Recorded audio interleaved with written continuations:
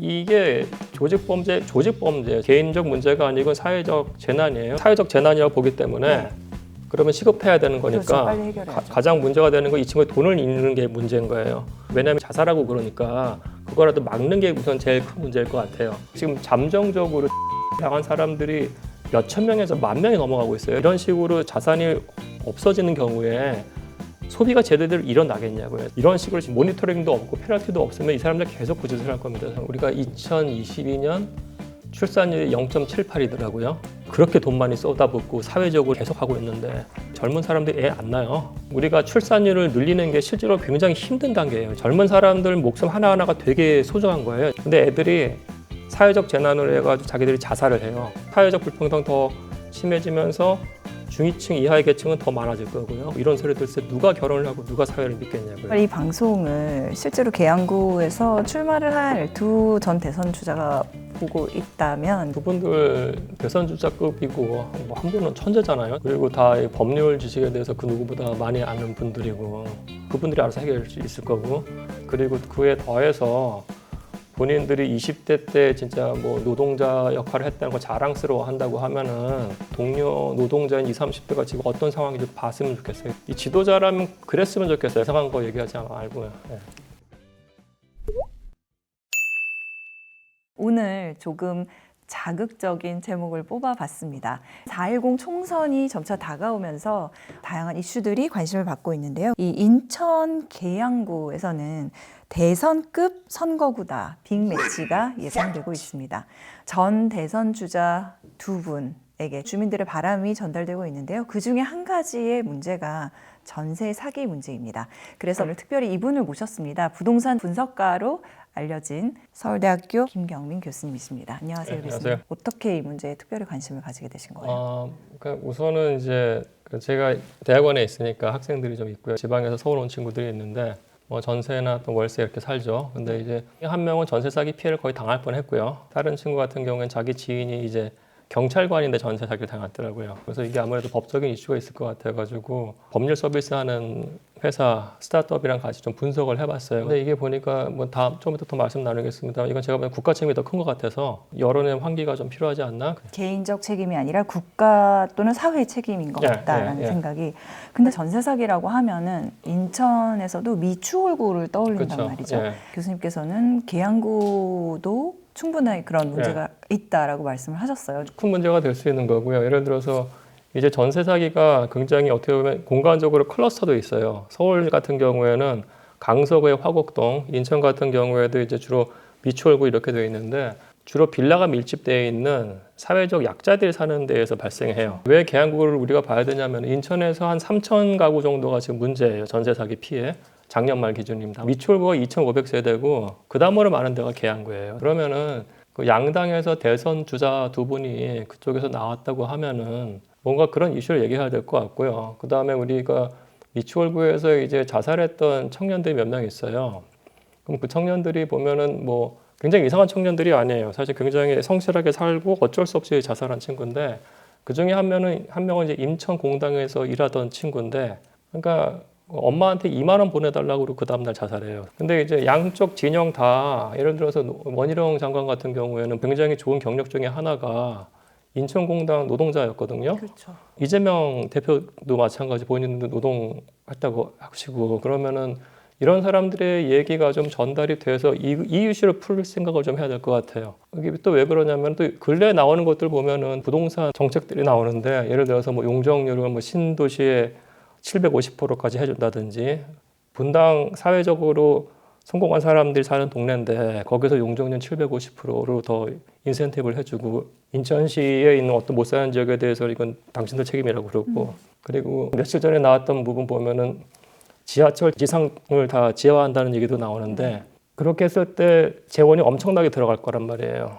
그에 대한 리턴도 얘기도 안 하고 있어요. 결국은 다 지금 다 파퓰리즘으로 다 가고 있단 말이에요, 사실은. 근데 표를 의식해서. 그렇죠. 근데 지금 실질적으로 문제가 발생하고 있는 거에 대한 솔루션 얘기를 아무도 안 하고 있는 게 큰 문제죠. 이건 누가 들어도 굉장히 공감 갈 만한 요소인데 왜 해결하려고 생각을 안 할까? 그것도 이렇게 전 대선 주자 두 분이 맞붙으시면서 이거 비슷한 게 사실은 교육 문제에서도 나타나요. 예를 들어서 학교 같은 것들을 뭐 폐지를 하거나 설립해야 되는 부분들 얘기 나오면 꼭 아파트 단지 근처예요, 사실은. 왜냐하면 결국은 이제 표밭인 거죠. 아주 그 동일한 집단의 그 어떤 커뮤니티가 있는 거에 대해서 사람들이 갈 수밖에 없는 거예요. 근데 이런 약자들은 사실은 동일한 집단으로 보이지만 뭉치지를 않는 거예요. 예, 그러니까 상대적으로 제가 봤을 때는 사회적 약자임에도 불구하고 이 사람들이 그 그룹화돼서 자기들의 목소리가 나오지 않기 때문에 굉장히 지금 사회적으로 배제되는 거라고 볼 수밖에 없는 것 같아요. 정치인의 입장에서는 가성비가 가성비 떨어지는 거죠. 그러니까요. 예를 들어가지고 분당 같은 경우에는 그냥 거의 동일한 집단이거든요.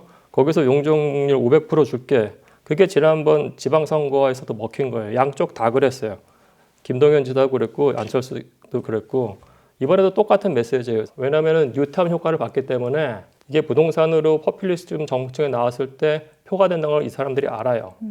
근데 이제 다만 이제 이런 전세 사기 문제는 사실은 그 사람들한테는 관심이 없는 거죠. 그렇죠. 예. 내 문제가 아니라고 생각하니까. 아닌 거예요. 그들에게는. 예. 근데 교수님께서는 이게 또 모두의 문제가 될 수 있다라는 이야기도 하셨더라고요. 우선 구조적인 부분부터 설명을 드리면은 전세 사기라는 게 경성 시대부터 나타나요. 그러니까 경성시대부터요? 그러니까 지금 1933년 7월 31일 조선일보에서 없는 집을 자기가 사는 집이 아닌데 자기가 사는 것처럼 꾸며가지고 무지한 노파한테 사기를 쳐요. 그리고 38년 4월 6일자 기사는 제목 자체가 전세 사기꾼이에요. 그러니까 1930년대 부동산 가격이 급등하면서 전세 사기가 진짜 폭발적으로 일어나요. 그 당시에 그 전세 사기 어떤 구조를 보면 지금이랑 거의 흡사해요. 자기가 사는 것처럼 해서 기망해서 사회적 약자 전세금 탈취한 다음에 도망가고 거기서도 보증금 사취라는 단어가 나와요. 지금이랑 똑같아요. 그때도 보증금 사취예요. 그리고 전세 사기꾼이라는 단어가 나오고 그래서 이거는 계속 반복되는 거고요. 1960년대에는 변호사가 자기 집이 아닌데 남의 집을 자기 집으로 초겨가지고 전세금을 탈취하는 사건도 있었어요. 변호사가 그랬어요. 그리고 1980년, 81년, 82년에는 그때는 굉장히 많이 일어나요. 그래서 동아일보에서도 세방살이 서민 보호대책 얘기하고 그리고 81년 12월자 기사에는 전세 사기 162명 검거 그리고 82년 매일경제신문 타이틀은 전세 사기 아직도 많다예요. 그러니까 결국은 이게 100년 동안 지속됐던 문제이기 때문에 정부가 책임을 방기한 거예요. 그럼 그래서 다시 한번 원점으로 돌아와서 기자님 말씀에 답을 하면은 네. 예를 들어서 이런 겁니다. 우리가 그 전세를 계약을 하면은 전세를 계약하자마자 이제 동사무소 가서 주민센터 가서 그리고 이제 전입 신고를 하잖아요. 그렇죠. 그죠? 전입 신고를 하는데 전입 신고의 맹점이 뭐냐면은 전입 신고를 하는 그날부터 효력이 발생하는 게 아니고 그 다음 날 효력이 발생해요. 이 길부터요? 네. 그래서 만약에 제가 집이 있는데 양 기자님이 제 집에 전세로 들어와 가지고 오전에 전세 계약을 했어요. 네, 그리고 그리고 돈 드렸죠? 드리고 이제 전입 신고를 한 거예요. 네. 근데 저희가 이제 나쁜 마음을 먹고 은행에 가가지고 이제 전세 자금 대출을 받을 수 있는 겁니다. 그날요? 그날. 저랑 계약한 다음에? 그렇죠. 그러면 이제 그때 우선순위는 은행이 돼요. 대부분 그렇죠. 그렇죠. 항상. 근데 왜냐하면 효력이 그 다음 날 발생을 하기 때문에 만약에 그 즉시 효력이 발생했다고 하면은 예를 들어 제가 10억짜리 주택이고 양 기자님한테 8억에 전세를 했으면은 네. 그게 1순위고 네. 그 다음에 제가 전세자금 대출 금융권에 5회 받는다고 하면 그게 후순위가 돼야 되는 게 맞잖아요. 네. 그죠? 근데 그게 아니고 계약은 오늘 오전에 했지만은 그 전세 전입신고 효력은 그 다음날 발생하기 때문에 제가 5회 전세자금 대출을 받아요. 그럼 10억에 대해서 8억은 나올 거란 말이에요. 아, 은행이 몰라요. 은행이 그 몰라요. 전세 계약을 맺었다는 사실. 몰라요. 그래서 은행이 1순위가 되고 그 다음에 이제 기자님이 2순위가 되는 거예요. 그러면 지금 교수님의 주택에 대해서 제가 전세로 계약을 맺었어요. 저는 이제 임차인이 되는 거죠. 네. 8억의 계약을 맺었는데 교수님이 악덕 주인이어서 그걸 가지고 은행에 가가지고 주택 담보 대출을 그렇죠. 받아서 또 한 8억을 일으켰어요. 네. 그리고 교수님이 이제 사라지시면 그런 케이스가 예전부터 계속 있어온 거예요, 사실은. 그러면은 저는 네. 후순위고 은행이 그렇죠. 선순위니까. 네, 그렇고 이 집이 경매에 나가버리면은 그렇죠. 나가겠죠. 제 집이 만약에 10억이 아니고 8억에 팔리면은 선순위는 은행이 다 가져가는 거고 양 저는 기자님은 돈을 돈을 못 날리는 거예요. 네. 완벽하게 비슷하진 않지만은 이런 거예요. 1938년 케이스는 뭐냐면은 어떤 사람이 우선은 본인 주택을 담보로 금융회사에서 3,000원을 빌려요. 3,000원 그때 되게 큰 돈이에요. 3,000원을 빌리고 그 다음에 전세를 줘요. 3명한테. 그래서 1,000원을 확보를 해요. 네. 그리고 나서 돈을 안 갚고 경매를 넘겨버려요. 그게 1938년에 있었던 일이에요. 지금 똑같은 케이스예요. 그런 케이스가 계속 반복되어 온 거예요. 이게 그러니까 전세 사기 피해자들에 대해서 그 사람들하고 인터뷰를 해보면은 자기가 잘못했다고 생각하는 사람들이 많아요. 근데 제가 봤을 때 이거는 나중에 더 설명드리면 이건 조직범죄이기 때문에 그 사람들한테 당할 수밖에 없어요. 당할 수도밖에 없는 거고 그 사람들한테 그런 시각을 줘서도 안 된다고 봐요. 이건 정부 책임이 굉장히 커요. 100년 동안 방기한 거기 때문에 100년이면 한 세기잖아요. 계속 이런 일들이 있었고 언론에서도 그렇게 지적을 당했는데 아무 일도 안 했어요, 국가가? 뭔가는 좀 하긴 했어요. 중간중간에 하긴 했는데 예를 들어서 전입신고 같은 것만 하더라도 뭐 사실은 이거는 제가 봤을 때 시스템적으로 충분히 풀 수 있다고 생각을 하거든요. 그러니까 뭐 우리가 공인인증서 이런 거 다 있잖아요. 네. 그리고 그러면은 뭐 복덕방이란 얘기가 나오는데 아, 복덕방? 나이가 많아서 아니, 저는 친근해 주시게. 네. 네. 중개업소에서 만약에 우리가 전세 계약을 하면은 그 계약권 자체가 서버로 가면 돼요. 국가 서버로 그쵸. 가가지고 네. 그러면은 그게 다 먼저 쌓이는 거기 때문에 그거는 IT 강국에서 바보가 아니면 다 짤 수 있는 거예요. 그것도 지금 안 하고 있는 거지. 그래서 책임 방기라는 얘기예요. 이거 보시고 나쁜 마음 드시는 분은 없었으면 좋겠어요. 그게 문제인 겁니다. 그러니까 전세가 지금 문제가 그 리스크가 두 개인데 첫 번째가 이 법적인 리스크인 거예요. 재산이 1억이 있건 1,000억이 있건 100억이 있건 다 당할 수 있는 구조인 거예요. 지금 그죠? 두 번째는 그 금융적 리스크예요. 지금 그 누구도 전세금을 자기 돈 100%로 안 해요. 대부분이 자금 대출을 받는다는 거죠. 그렇죠.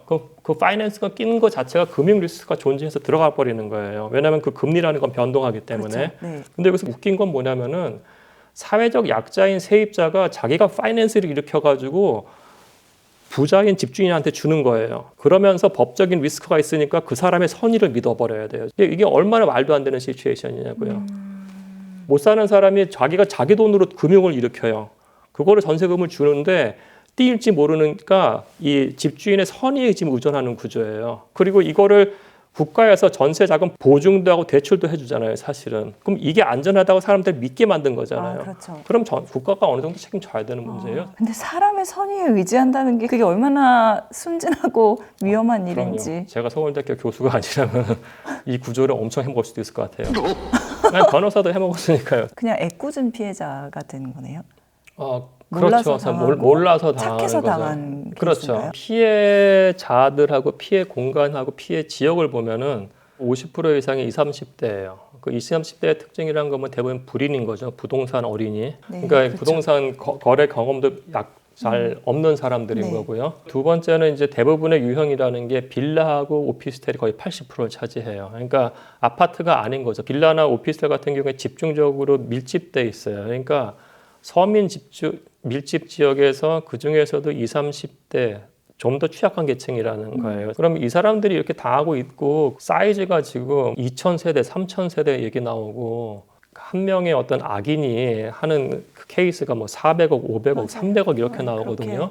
해먹는다는 예, 말씀. 그러면 이 문제는 사실 굉장히 심각한 수준인 것이죠. 이 전세 사기 수법 또는 구조라고 해야 될까요? 그거를 좀 최대한 알기 쉽게 한번 설명을. 유형은 되게 많아요. 그러니까 자기가 살고 있지 않는 집인데 자기 집인 것처럼 해가지고 전세금을 사취해서 도망가는 그거 여전히 있습니다. 근데 다른 케이스를 약간 묶어보면 이렇게 돼요. 그러니까 신축의 경우에는 그 제가 나쁜 사람이라고 했을 때 제가 집을 줘요. 집을 지면은 은행권으로부터 담보대출을 받을 수가 있어요. 그걸로 집을 짓는 거죠. 네. 그죠? 주택담보대출을 받죠. 그럼 그때 감정이 잘 나와야 돼요. 그러면은 간평사하고 연결이 되는 경우가 있어요. 그리고 은행하고 연결이 돼 있어요. 집주인이 간평사가 10억 가치가 아니고 20억, 30억이라 가치라고 했을 때 부풀려줬을 때 은행에서 거기에서의 한 70%가 나오는 거니까 많이 받을 수가 있는 거죠. 그래서 일부 경우에서는 이 집주인하고 감정평가사하고 은행에 결탁이 돼 있어요. 그러면서 집을 만든 다음에는 이 집주인이 부동산 중개인, 부동산 중개 보조인하고 또 한패예요. 왜냐하면 신축의 경우에는 딱 봤을 때 공간이 예뻐요. 그러면 이제 가격이 얼마인지는 모르는 거예요.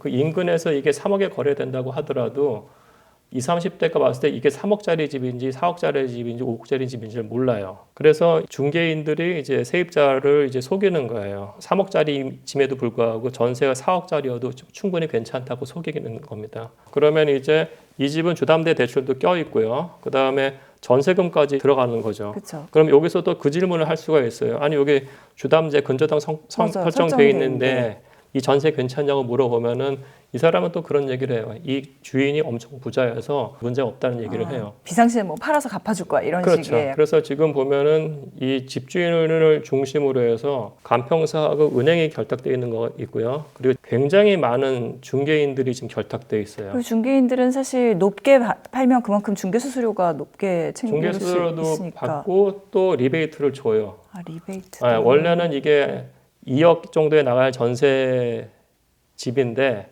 4억 또는 5억에 그 전세를 내버리기 때문에 별도로 리베이트를 몇백만 원씩 줘버리는 거죠. 예, 그러니까 이게 다 피해자들은 굉장히 어리숙한 20, 30대인데 이 사건을 일으키는 사람은 개인이 아니에요. 이건 조직 범죄예요. 그렇기 때문에 이게 어떻게 일종의 사회적 재난인 겁니다, 사실은요. 그리고 신뢰를 기반으로 하는 자본주의에 대한 도전이에요. 그래서 이건 응징해야 될 대상자들이에요. 어떤 경우에는 LH 직원도 지금 연결된 경우도 있어요. 주택 자체를 LH가 사주기도 하거든요.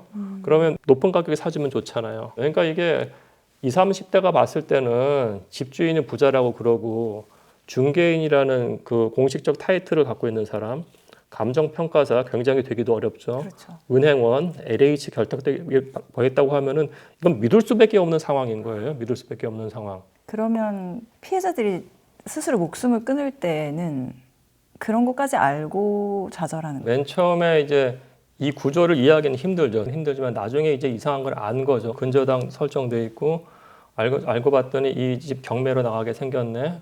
경매로 나갔을 때 문제가 되는 거예요. 경매로 나가면 이제 이 사람들 대부분 후순이거든요. 선순위 다 빠지고 하면은 법적으로 보호받을 수 있는 금액대가 있어요. 근데 그 금액보다 교묘하게도 그 가해자란 사람들이 약간 높인 다음에 계약을 다시 체결해요. 그리고 경매를 그리고 도망가요. 그러면 법적으로 구제받을 수 있는 금액을 애초에 높여서 절대 높여버려요. 받을 수가 없네요. 받을 수 없게끔 해버려요. 그러니까 이게 조직범죄에 걸렸기 때문에 당할 수밖에 없는 거고 개인 간의 문제가 아닌 겁니다. 이거 사회적 재난이에요, 사실. 그래서 아까 말씀드린 거 자살한 친구들 뉴스에 나온 걸 읽어보면은 굉장히 성실한 애들이에요. 어떤 친구는 그 전날까지 회사에 출근한다면 그 다음날 자살해요. 자살할 거면 회사를 왜 나가요? 어떤 친구는 9천만 원 모은 다음에 그 자기가 이제 받은 금액이 그 3,600만 원 쪽만 받게 됐어요. 5,400만 원 날려버린 거예요. 그렇게 되니까 멘탈 나간 거죠. 그러면 우리가 생각했을 때 어떻게 5천 몇백만 원까지 때문에 자살하냐 그렇게 볼 수 있는데 그럴 수 있어요. 20대니까. 근데 그거는 그럴 수가 있는 거예요. 왜냐하면 인천공단 노동자거든요. 근데 우리가 20대가 보통 1년 동안 모으는 게 평균이 한 700만 원을 모아요. 통계적으로. 그러면 이제 그건 평균이니까 이제 어마어마하게 코인 하는 애까지 합치면 그렇게 나오는 거니까 공단 노동자라고 했을 때 1년 저축분이 700만 원 이하일 수 있겠잖아요. 뭐 예를 들어 600만 원이라고 했으면은 그럼 그 친구가 5,600만 원을 날린다고 하면 그 친구가 9년 동안 모아둔 게 날아가는 거예요. 그러니까 9년, 10년 동안 자기가 정말 피땀 흘려서 모은 돈인데 전세는 굉장히 안전하다고 해서 넣었는데 근데 갑자기 경매 들어가고 하면서 몇 천만 원이 없어지니까 그리고 그때쯤이면 아무도 연락 안 되겠죠. 그렇죠. 다 당했다라는 거죠. 그리고 법의 조력에 이 친구들이 호소하기도 되게 애매해요. 이 건에 대해서 우선 변호사한테 가서 본건 얘기한다고 했을 때 최소 500에서 1000 시작할 때 달라고 하잖아요. 그죠? 그 사람들이 500에서 1000이 어디 있어요. 그래서 이게 개인적 문제가 아니고 사회적 재난이에요. 지금 국가나 양쪽 정당에서 이거 굉장히 심각하게 바라봐야 되는 문제라고 생각해요.